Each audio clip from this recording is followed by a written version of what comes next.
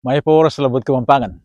Tsuki kaya king Laguna ni Gela tayong lugalay ni. Tinuki kong mig-hike ka rin anak. Nya inisip kong kini ko niya mo gawin ng kaya katamang kaduandalan. Ana mapulot pitong pamanyumok.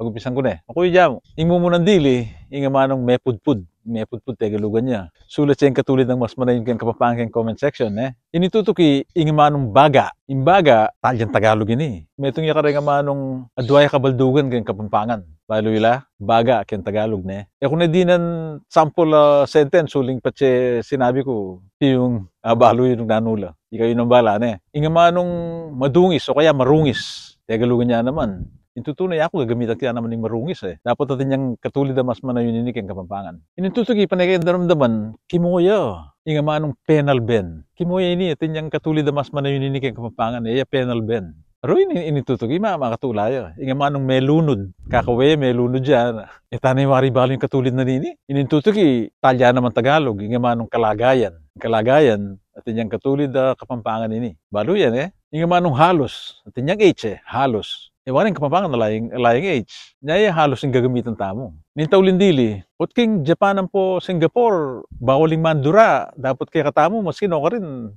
Mandura la rin tao, anak ano. Mandura at tagalugan niya. Sulos nyo namin katulid ng mas manayunin kay Kapampangan. Dito na mo, panay ko sasabihan, patse Kapampangan tamo, may pangapampangan tamo, din kay katamong anak, din kay katamong apo, pangapampangan ng talay, tala pa nagalugan. At sana kakaling mandarake, video tamo kay Batcheng Nalben, Takala salamat, with tamongan.